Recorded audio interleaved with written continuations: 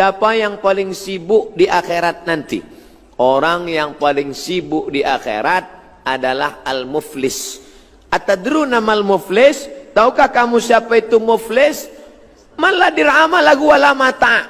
Orang yang tiada dirham duit perak, wala mata yang tiada harta. Itulah orang yang sibuk. Itulah orang yang bangkrut. Kata Nabi, bukan. Yang bangkrut adalah orang yang di dunia banyak amal, tapi banyak menzalimi orang. Di akhirat dia akan sibuk mencari orang itu untuk membayar hutang piutangnya. Ya'ti yaumal qiyamati, orang yang akan datang menghadap Allah pada hari kiamat. Wa may yaghlul, siapa yang curang. Wa may yaghlul, siapa yang menipu. Ya'ti bima ghalla yaumal qiyamah, dia akan datang menghadap Allah membawa apa yang dia tipu-tipu. Man ghasyana falaysa minna, siapa yang menipu kami maka dia bukan umat kami, bukan umat Muhammad SAW. Mudah-mudahan kita bersih daripada tipu, dusta, bohong ini insyaallah. Ya. Apa istilah dosa jariyah? Ada dosa jariyah. Man sanna fil islami sunnatan hasanatan, siapa yang membuat amalan-amalan yang baik, falahu ajruha, dia dapat pahalanya. Wa ajru man amila biha, setelah dia mati meninggal dunia, orang lain mengamalkannya, dia pun akan mendapat pahalanya. Terus continue tanpa putus berakhir. Tapi hadis itu belum selesai. Man sanna fil islami sunnatan sayyi'atan, siapa membuat perbuatan yang tak baik, membuat tradisi yang tak baik, membuat kebiasaan yang tak baik, diteruskan oleh anaknya, diteruskan oleh umatnya, falahu wizruha, dia dapat dosanya, wa wizru man amila biha, dan dosa orang yang melakukannya sampai hari kiamat. Itulah namanya dosa jariyah. Maka jangan sampai kita membuat yang tak baik-baik. Makanya kita buat tradition yang baik-baik. Mau menyambut bulan puasa, buatlah mengundang anak yatim, fakir miskin, membawa kepada bantuan, mengirimkan kepada, ini baik. Tapi kalau buat yang tak baik, dilanjutkan oleh anak menantu kita, kita sudah mati, maka mengalirlah dosanya. Na'udzubillah. Assalamualaikum, saya Ustadz. Kenapa setelah orang tua meninggal saya selalu rasa durhaka? Sampai sekarang saya merasa sedih kalau ingat dosa-dosa saya. Apakah saya berdosa minta maaf diterima? Kalau kita durhaka, merasa banyak silap salah, maka kita tebus dengan taubat nasuha pada Allah. Cara taubatnya bagaimana? 3. Mamin muslimin yuzrimu dzamban, kalau ada orang silap salah berdosa, fayatatahhar, mandi taubat. Tsumma yusalli rak'ataini, sembahyang sunat 2 rakaat. Usolli sunnatat taubat rak'ataini lillahi ta'ala. Tsumma yastaghfirullah, selepas itu istighfar astaghfirullahalazim.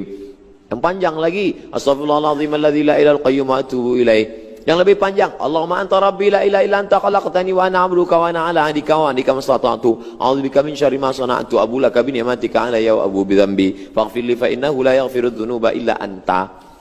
Panjang betul Ustaz. Kami nak tulis di Google Sayyidul Istighfar, enter. Lepas itu pilih image, gambar, print. Tengok tiap-tiap hari. Tengok, hafaz, insyaAllah 10 kali hari, 10 kali tengok, hafaz. Dengan orang tua ni macam mana? Banyak-banyak bersodakoh, pahalanya kirimkan untuk almarhum. Mana dalilnya? Mana dalil sodakoh itu sampai? Datanglah saat menjumpai Nabi, ummi matat, mak saya sudah mati meninggal dunia, afa atasaddaqu anha, kalau saya bersedekah, sampai tak sedekah ni pada almarhumah emak saya? Kata Nabi, tasaddaq, bersedekahlah. Itu menunjukkan sedekah untuk almarhumah sampai. Ayus sadaqatu afdal? Di antara semua sedekah itu, sedekah apa yang paling afdal? Kata Nabi, yang paling afdal saqiyul ma, memberi air minum. Bagi air minum. Sebab di Jazirah Arab susah air minum, maka dia bagi air minum. Air yang sudah dibagi mesti diminum. Bismillahirrahmanirrahim. Tapi bila di negeri itu air sudah banyak, jangan lagi bagi air. Bagilah yang lain. Buatkan pondok tahfiz Quran kah? Belikan untuk pakaian anak yatim kah? niatkan untuk almarhumah, kita dapat, ibunda kita pun dapat. Begitulah cara memperbaiki. Baca Quran. Apa kata mazhab Syafi'i, Imam Nawawi? Wa in khatimul Qur'ana fahuwa hasanun. Yang seelok-eloknya dia bacakan Quran sekhatam. Baca dari Al-Fatihah sampai ke An-Nas. Allahumma ausil thawaba ma qara'tuhu. Ya Allah, sampaikanlah pahala bacaan sekhatam Quran untuk almarhumah. Jangan asik dihantui, saya rasa bersalah, saya rasa bersalah, saya rasa bersalah. Awak ada baca Quran? Tidak. Kalau rasa bersalah, hilangkan bisikan setan, baca Quran. Wasta'inu bisabri wassalah. Mintalah tolong kepada Allah dengan sabar dan doa. Banyak-banyak berdoa. Allahumma fir laha warhamha wa'afiha wa'afu anha wa akrim nuzulaha. Allahumma ja'al qabraha radatan min riyadil jinan wa la taj'al qabraha hufratan min hufarin niran. Saya Ustadz, saya salah seorang komen di FB yang mendoakan agar kita bisa bertemu di Brunei Darussalam. Alhamdulillah, doanya dikabulkan Allah. Walaupun doa di FB. Sekarang banyak orang berdoa di FB. Amin, amin, amin, amin, amin. Tapi saya yakin dia tidak setakat di FB, selepas salat dia jumpa, ya Allah, adalah yang menjemput Ustaz Somad ke Brunei Darussalam. Diaminkan para malaikat. Mohon pencerahan mengenai ayat pertaubatan, perubatan yang segelintir dilakukan diamalkan. Mengobati gatal terkena angin, perkataan terselit seperti penawar, kemudian penutup ayat adalah 2 kalimat syahadat. Likulli da'in dawa, setiap penyakit ada obatnya. Fatadau, maka berobatlah kamu. Al-asal, alaikum bisyifa'aini, hendaklah kamu berobat dengan 2. Al-asal, madu, wal Quran. Amal banyak-banyak minum madu.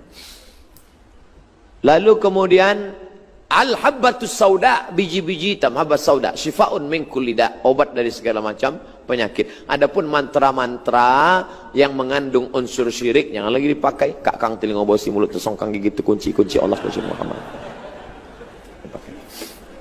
Karena kita khawatir mantra-mantra itu sebenarnya nambah. Ada mantra-mantra itu sebenarnya nambah. Kalau kita picit dia, datang jin-jin itu. Begitu kita baca dia datang. What can I do for you? Itu kan susah kalau dia datang. Oleh sebab itu mesti kita luruskan. Apa hukumnya mengamalkan ayat yang diberi melalui mimpi? Yang mana ayat itu pelindung daripada angin ahmar. Orang yang memberi ayat tersebut berjubah putih. Contohnya ayatnya seperti berikut. Ihwal wali li kulli din. Tak ada ayat bunyi macam ini. Surat Al-Ikhlas dan penutup 2 kalimat syahadat. Boleh mengamalkan kalau jelas maknanya, jelas ayatnya, jelas artinya. Tapi kalau ihwal wali likulli din, itu tak ada. Orang Arab pun tak paham itu. Mungkin Abdul Somad ni dhaif bahasa Arab dia. Tapi tadi ada syekh dari Mesir. Coba tunjukkan syekh. Paham tak syekh Mesir bahasa Arab itu? Bagaimana membasmi golongan anti hadis? Mereka tak percaya tahlil, membaca Yasin tiap malam Jumat. Orang yang tidak percaya ini, melawannya kita terus amalkan. Tidak ada tuh baca Yasin malam Jumat. Kita terus sampai dia letih, lelah, mati. Man qara'a Yasin fi lailatin, sesiapa yang membaca Yasin pada suatu malam, asbaha maghfuran lah, waktu subuhnya dosanya sudah diampunkan Allah. Buka tafsir Ibnu Katsir, namanya tafsir Al-Qur'anil Azim, yang ditulis Imam Abul Fida Ismail Ibnu Katsir dalam muqaddimah surah Yasin. Di situ dia tuliskan, man qara'a Yasin fi lailatin, sesiapa yang membaca Yasin pada suatu malam, asbaha maghfuran lah, pada waktu subuh dia sudah diampunkan Allah. Kami ikut majlis Sayyid Usamah Mansi Al-Hasani Al-Maliki, murid langsung dari Habib Sayyid Muhammad bin Alawi bin Abbas Al-Hasani Al-Maliki di Makkah Al-Mukarramah. Anaknya memberikan ijazah kepada saya, Sayyid Ahmad bin Muhammad bin Alawi